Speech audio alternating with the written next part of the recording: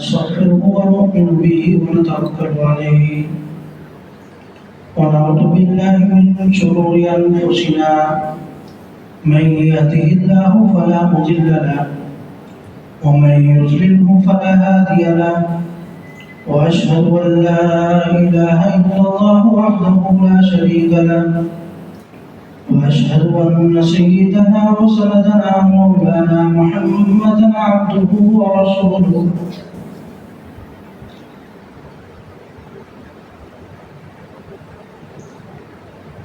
أعوذ بالله من الشيطان الرجيم بسم الله الرحمن الرحيم والعصر إن الإنسان لفي خسر إلا الذين آمنوا وعملوا الصالحات وتواصوا بالحق وتواصوا بالصبر صدق الله العظيم. میرے دوستوں ساتھیوں بزرگوں،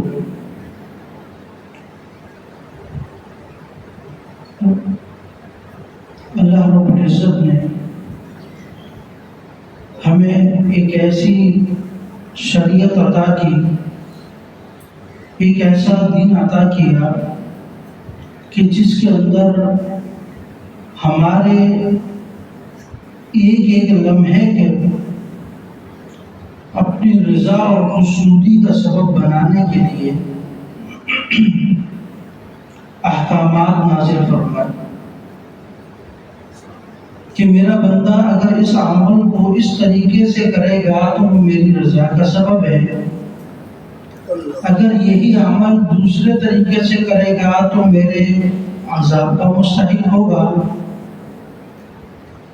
ایک ہی عمل ہے، ایک طریقے سے ثواب بن جاتا ہے اور دوسرے طریقے سے وہ گناہ بن جاتا ہے۔ شریعت مطہرہ میں کھیل کود پر کوئی کسی قسم کی کوئی پابندی نہیں ہے، بلکہ صحت مند اور حوصلہ افزا کھیلوں کی شریعت کے اندر اس کو پذیرائی دی جاتی ہے اور اس کو ایک اہمیت دی جاتی ہے اور اس کی ترغیب دی جاتی ہے۔ آپ علیہ السلام کو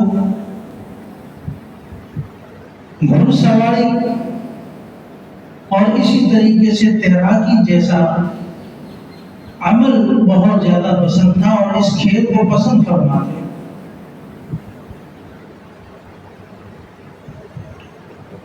تیراکی ایک ایسا عمل ہے کہ جس کے اندر آدمی کی ورزش پورے جسم کی ہو جاتی ہے، یہاں تک کہ اپنے سانس کی بھی ورزش کر رہا ہوتا ہے۔ باقی جگہوں میں عموماً ایسا ہوتا ہے کہ صرف چند چیزوں کی یا چند اعضاء کی ورزش ہوتی ہے اور باقی اعضاء کی ورزش نہیں ہو پاتی۔ تو آپ بھی دیکھتے ہیں کہ چند کھیلوں پر شریعت پابندی لگاتی ہے، اس کو حرام اور جوا بھی کہتی ہے، اور علماء کرام اور مفتیان کرام اس کھیل کو ناپسند فرماتے ہیں۔ جس طرح تاش، آج کل کئی اوباش لوگ، بدماش قسم کے لوگ، ان کا فارغ مسئلہ یہ ہوتا ہے کہ تاش کھول کے بیٹھ جاؤ، یا پھر کوئی ایسا کھیل شروع کر لیتے ہیں جس کے اندر ذہنی اور جسمانی کوئی فائدہ نہیں، بلکہ الٹا آپ کا ذہن تھک جائے، ایسے کھیلوں کی حوصلہ افزائی نہیں کی جا سکتی۔ کرکٹ ہمارے ہاں بہت زیادہ مشہور ہے، اگر شریعت کی روح سے دیکھا جائے تو اس کھیل کو عموماً شریعت پسند نہیں کرتی۔ آج کل تو ویسے T20 اس طرح 20-20 اوور کے میچ شروع ہو گئے ہیں، جس کی وجہ سے کچھ گنجائش نکل آتی ہے۔ ورنہ 50 آور کا میچ اور 5 دن کا ٹیسٹ میچ، اور اس کا کوئی شریعت کی طرف سے، اگر شریعت کے اصول اور قواعد اور اسی طریقے سے احکامات کی طرف ہم جائیں تو شریعت اس کی اجازت نہیں دیتی کہ 24 لوگ 25 لوگ 5 دن تک ایک ایسے کھیل کی طرف متوجہ اور توجہ کر کے رکھیں اور 5 دن اپنے اس میں ضائع کر دیں، اور بعض دفعہ آخر میں نتیجہ ہوتا ہے کہ ڈرا ہو گیا میچ، نہ وہ جیتی نہ یہ ہاری۔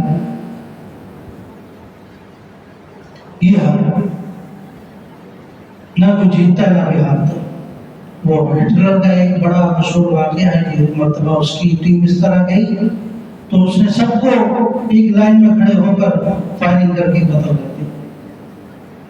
بہت مشہور ہے،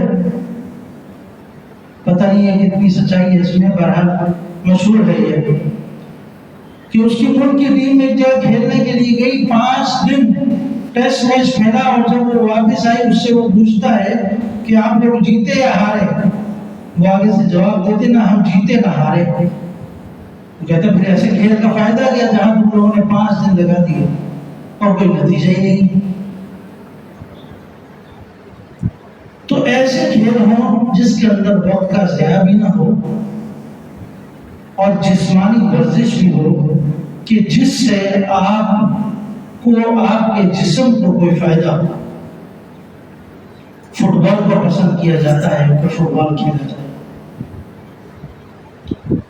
اسی طریقے سے اور بھی کئی کھیل ہیں جن کو پسند کیا جاتا ہے شریعت میں، گھڑ سواری ہو گئی، تیراکی ہو گئی، تیر اندازی ہو گئی، اس طرح کے کھیلوں کو پسند کیا جاتا ہے۔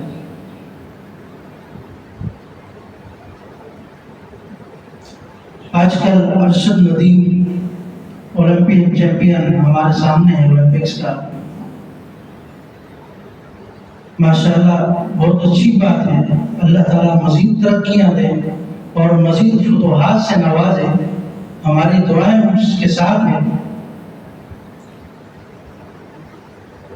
لیکن ایک طرف ہم اپنی حکومت اور اپنے لوگوں کو دیکھتے ہیں جہاں وہ اتنے مسائل کے اندر گرے ہوئے ہیں، جہاں اتنے مسائل کے اندر پریشان ہیں کہ ایک ملک جو خود بجلی پیدا کر رہا ہے اور اس ملک کے اندر بجلی نہیں ہے، لاکھوں روپے کا بل آ رہا ہے ایک معمولی سی چھوٹی سی فیکٹری لگانے والے کا، ایک چھوٹے سے ادارے کا لاکھوں میں بل آ رہا ہے، اور ہماری حکومت ایک بندے کو 10 کروڑ کا انعام دیتی پھر، اور مختلف اعلانات ہوں، وہ بھی حیران ہے کہ آخر میں نے کون سا کرشمہ کر دیا کہ جس کی وجہ سے اتنا کچھ نوازا جا رہا ہے مجھے۔ تو شریعت کے اندر ہر چیز اعتدال میں اچھی لگتی ہے اور خوبصورت لگتی ہے کہ وہ اچیومنٹ حاصل کرنے والا بھی پریشان ہے، میں نے کون سا اتنا بڑا معرکہ سر انجام دے دیا کہ اتنے انعامات کی بارش کی جا رہی ہے مختلف طریقوں سے، ہر بندہ بڑھا کر کوئی 5 لاکھ کوئی 10 لاکھ کوئی 5 کروڑ کوئی 10 کروڑ کوئی گاڑی گفٹ کر رہا ہے کوئی کیا دے رہا ہے۔ یہ بے اعتدالی ہے کہ ایک طرف آپ اتنا کر دو اور دوسری طرف آپ نظر بھی نہ اٹھاؤ۔ اسی اولمپکس میں جیت کر آنے والوں میں چند لوگ اور بھی شامل ہیں، ان کا نام کوئی نہیں لیا، ان کو بھی میڈل ملے ہیں باقاعدہ، گولڈ نہ صحیح وہ دوسرے میڈل لے کر آئے، لیکن اچیومنٹ تو ہے۔ جہاں 10 کروڑ ایک طرف وہاں 1 کروڑ بھی تو بنتا ہے۔ تو یہ بے اعتدالی ہمارے دین کے اندر، ہمارے دین کا حصول نہیں ہے۔ ہمارا دین تو عبادت کے اندر بھی بے اعتدالی کو پسند نہیں کرتا۔ ایک شخص پر 4 رکعت فرض ہے تو وہ 5 نہیں پڑھ سکتا، یہ زیادتی ہو جائے گی، گناہ ہوگا اس کے لیے، 4 رکعت ہی پڑھ لے۔ جب عبادات کے اندر ہمارے دین کا مزاج نہیں ہے تو اس طریقے سے اس ملک کا وزیر اعظم جب ایسے لوگوں کو نواز رہا ہو کہ وہ خود بھی حیران اور پریشان ہو کہ آخر میں نے کون سا معرکہ انجام دے دیا، اور دوسری طرف کسی کی طرف توجہ نہ دی جائے، تو یہ ایک تفریق ہے۔ پھر وہ بغاوت پر اترتے ہیں دوسرے لوگ، پھر افراتفری کی فضا قائم ہوتی ہے، پھر عوام کے اندر انتشار پھیلتا ہے کہ ہمارے لیے پیٹ میں ڈالنے کے لیے روٹی نہیں، اور ہمارا وزیر اعظم ایک شخص کے لیے اربوں روپے کا اور کروڑوں روپے کا انعام رکھ رہا ہے۔ کیا یہی وہ دن نہیں ہے جہاں لوگوں نے خودکشی کی، جہاں 2 بھائیوں میں آپس میں لڑائی ہوئی، ایک نے دوسرے کا قتل کر دیا صرف اس بجلی کے بل کی وجہ سے، ایک ماں نے اپنی پونجی جمع کی، بڑھیا عورت نے اپنے وہ گردوں کا علاج نہ کروا سکی اور خود نالے میں گر کر اپنی جان دے دی اس بل کو بھرنے کی وجہ سے۔ 60,000 روپے اس کے گھر کا بل آیا، آپریشن کے لیے اپنے پیسے رکھے ہوئے تھے، اس سے ادا کر دیا بل اور اس کے بعد میں اپنی جان دے دی۔ کیا میرا زندہ رہنے کا کیا ہے؟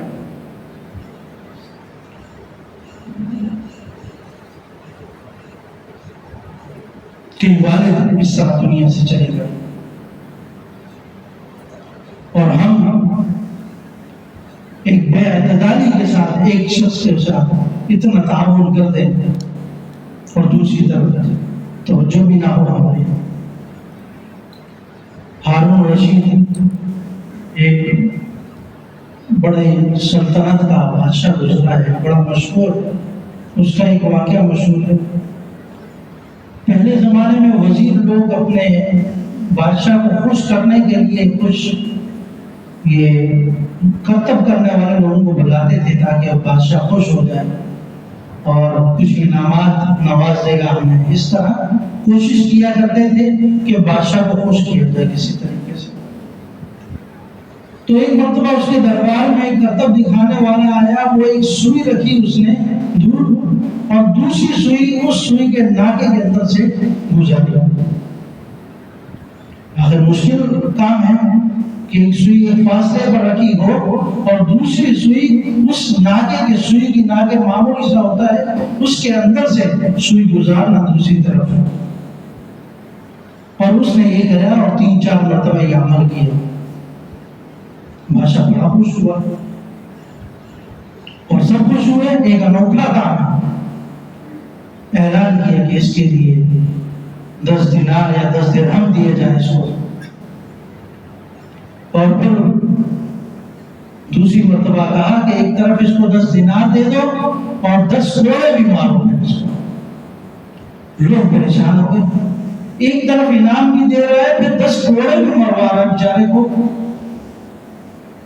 تو بہتر تو یہ ہے کہ انعام نہ دے، ویسے زبانی حوصلہ افزائی کر کے جا چھوڑو، لیکن نہیں کوڑے بھی مارو، تو اس کو 10 کوڑے لگائے گئے۔ لوگوں نے وجہ پوچھی کہ ایسا کیوں کیا، ایک طرف انعام بھی دیا ہے اور 10 کوڑے بھی مارے جا رہے ہیں؟ تو کہنے لگا کہ انعام تو میں نے اس پر دیا ہے کہ اس نے بہت بڑا ایک عمل انجام دیا ہے ماشاءاللہ سے، کہ یہ انوکھا کام ہے، ہمارے اگر 100 افراد بھی جمع کریں تو شاید کوئی یہ نہ کر سکے، اور کوڑے اس لیے مارے ہیں کہ اس لایانی کام کے لیے اس نے اپنا کتنا قیمتی وقت ضائع کیا ہوگا۔ آخر وہ ایک ہی مرتبہ پھینکنے پر تو نہیں جیت گیا، کئی مرتبہ کئی مہینوں کی محنت اس کی ہوگی، یہ بار بار اس نے یہ عمل کیا ہوگا، پھر جا کر اس نتیجے پر پہنچا کہ اس کو اس میں مہارت حاصل ہوگی۔ تو ایک طرف کوڑے بھی لگائے، دوسری طرف انعام بھی دیا، کہ انعام اس لیے کہ کوئی اس طرح کر نہیں سکتا، اور کوڑے اس لیے کہ اس میں وقت ضائع کیوں کیا۔ جب اللہ نے تجھے اتنی صلاحیت دی تھی تو کوئی اور کام کرتا جس سے دنیا والوں کو بھی فائدہ ہوتا، تجھے بھی فائدہ ہوتا۔ تو نیزہ پھینکنا دور تک ایک اچھا عمل ہے، یہ ہارون رشید والا معاملہ نہیں، ایک اچھا عمل ہے اگر اس کو جہاد کی روز سے دیکھا جائے۔ کل میدان جہاد میں اگر دور تک گولے مارنے کی اگر کوئی ایسا عمل کرنا پڑے تو صلاحیت ہے کہ دور تک پھینک سکتا ہے۔ تو ہماری شریعت بھی یہی کہتی ہے کہ اگر آپ کھیل کود رہے ہیں تو اس کے اندر بھی آپ کا نظریہ یہی ہونا چاہیے کہ کل اگر جہاد کے اندر مجھے شریک ہونا پڑے تو کم سے کم میری صلاحیت وہاں پر بھی کم ہو۔ کل کوئی سیلابی صورتحال ہوتی ہے تو میں تیراکی کرنے میں ماہر ہوں۔ آج ہمارے اکثر لوگ تیراکی نہیں جانتے۔ کوئی پانی میں ڈوب جائے تو اس کو نکالنا مشکل ہوتا ہے کیونکہ کسی کو تیراکی آتی نہیں، جو جائے گا وہ ڈوب جائے گا۔ گھوڑ سواری سیکھنی چاہیے کہ یہ ایک اچھا عمل ہے، میدان جہاد میں کام آتا ہے۔ ایک وقت تھا کہ جب گھوڑوں کا گوشت کھانا حرام کیا ہوا تھا کہ یہ میدان جہاد کا جانور ہے، اس کو نہیں کھا سکتے۔ پھر بعد میں اس کی بدعت آ گئی، اس کے جواز کا فتویٰ آ گیا۔ تو وقت کے ساتھ ساتھ چیزیں تبدیل ہو جاتی ہیں۔ تو میں عرض کر رہا تھا کہ ایک شخص کو اتنا زیادہ آپ نواز دیں کہ دوسری طرف پوری عوام دیکھ رہی ہے کہ ہمارا کیا قصور ہے، ہمیں کس جرم کی سزا دی جا رہی ہے، اور اس طرف وہ بھی حیران ہے کہ میں نے کون سا کام سر انجام دے دیا کہ جس کی وجہ سے مجھ پر اتنے انعامات کی بارش کی جائے۔ اچھا ہے، انعام ہونا چاہیے، لیکن یہ ہر ایک کے لیے ہو، پھر میرا روی کے ساتھ ہو۔ پھر اس میں یہ نہ دیکھا جائے کہ یہ میری زبان والا ہے یا میرے علاقے والا ہے، یہ پنجاب کا ہے یا سندھ کا ہے، یہ بلوچستان کا ہے یا کسی اور ملک کا ہے، اس طرح نہ دیکھا جائے۔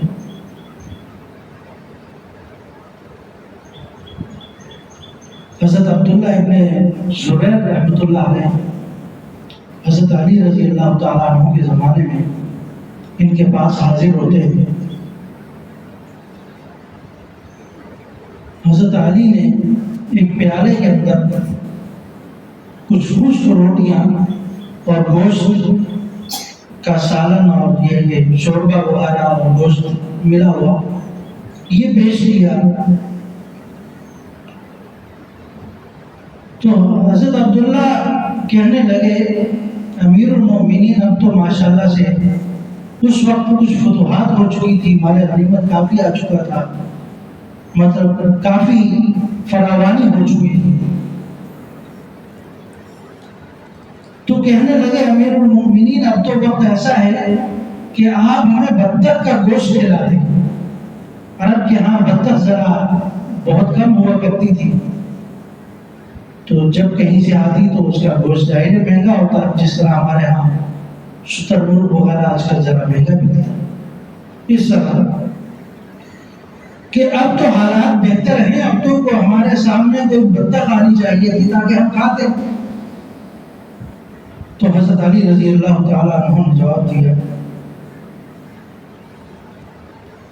کہ اللہ رب العزت نے اپنے مال میں سے جو میرے لیے حلال کیا ہے وہ صرف 2 پیالے ہیں۔ اللہ رب العزت نے اپنے مال میں سے میرے لیے جو کچھ حلال کیا ہے وہ صرف کتنے پیالے ہیں؟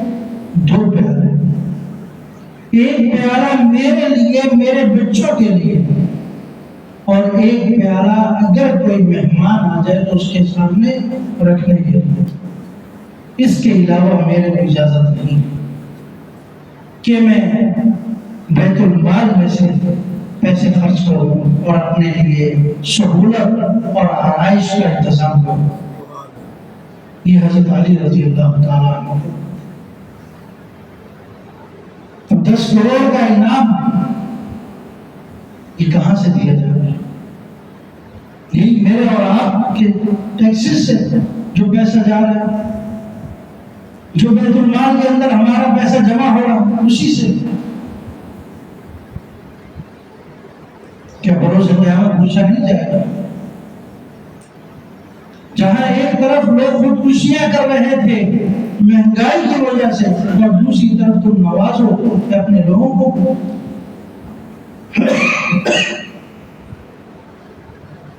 اللہ تعالیٰ سمجھ عطا فرمائے، فہم عطا فرمائے کہ ہم نے اپنے ملک کی ذمہ داری کس طرح اٹھانی۔ اگر اللہ رب العزت نے ہمیں ایک کرسی دے دی ہے، اس کرسی کی ایمانداری اور وفاداری کیا ہے؟ اس کو کیسے ایمانداری کے ساتھ پورا کرنا ہے؟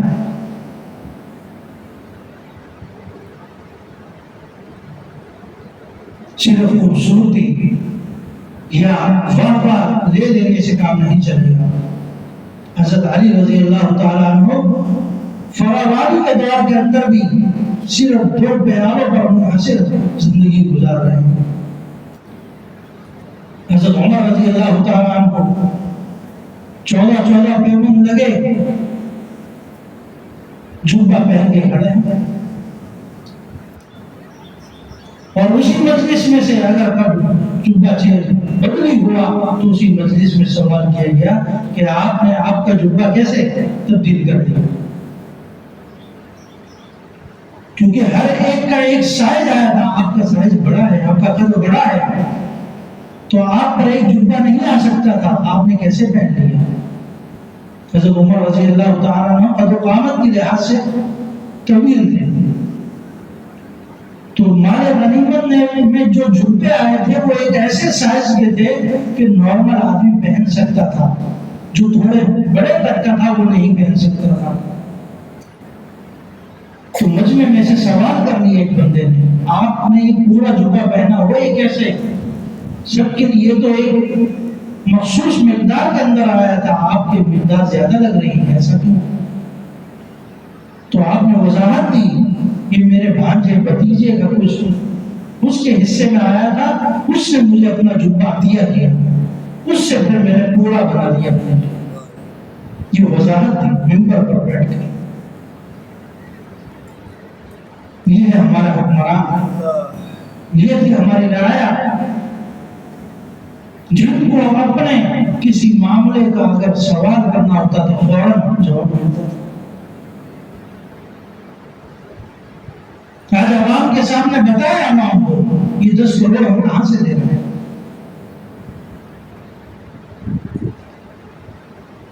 اللہ تعالیٰ عمل کی توفیق عطا فرمائے، اور ہمیں ان کھیلوں میں، کھیل کی میں نے جو کچھ اقسام آپ کے سامنے رکھی، ان کھیلوں میں اپنی طرف اپنی جان اور مال لگانے کی توفیق عطا فرمائے جو ہمارے لیے فائدہ مند ہے۔ نیزہ پھینکنا ایک اچھا عمل ہے، یہ غلط نہیں ہے، کوئی اس کو غلط نہ لے لے۔ رشد ندیم نے ایک اچھا کام کیا، اللہ تعالیٰ مزید اس کو ترقی رکھے۔ ہمیں اعتراض اس کے عمل سے نہیں ہے، اس نے پاکستان کا نام روشن کیا۔ جب پاکستان کا نام لوگ یہ سمجھ رہے تھے کہ اب یہ دیوالیہ ہو رہا ہے، اب یہ ملک ختم ہو رہا ہے، وہاں پر پاکستان کا جھنڈا لہرا کر آیا کہ ابھی بھی موجود ہے ملک، الحمدللہ۔ اس کے لیے بہت بڑا اعزاز ہے، اللہ تعالیٰ مزید کامیابیاں عطا فرمائے۔ لیکن یہ جو افراد و تفرید ہے، اس چیز کو ختم ہونا چاہیے کہ میرا غریب جس کے پیٹ میں روٹی نہیں، وہ دیکھ رہا ہو کہ میرا وزیر اعظم کس بات پر خوشی منا رہا ہے، وہ حیران ہو کہ میرے لیے بجلی کا بل دینا مشکل ہے اور میرا وزیر اعظم تالیاں بجا رہا ہے اور خوشی کا اظہار کر رہا ہے۔ حضرت عمر رضی اللہ تعالیٰ عنہ فرماتے ہیں اگر کسی سمندر کے کنارے پر کوئی کتا بھی پیاس سے مر جاتا ہے تو پوچھ عمر سے ہوگی۔ تو یہ چیز اگر ہمارے حکمرانوں میں پیدا ہو جائے تو پھر رعایا بھی ان کی ہوگی، اللہ کی مدد بھی ان کے ساتھ ہوگی، پھر افراد و تفریط والا عمل بھی نہیں ہوگا۔ اللہ تعالیٰ عمل کی توفیق عطا فرمائے اور اپنے ہر منصب کو اس کی ایمانداری اور وفاداری کے ساتھ ادا کرنے کی توفیق عطا فرمائے۔ وما علینا الا البلاغ۔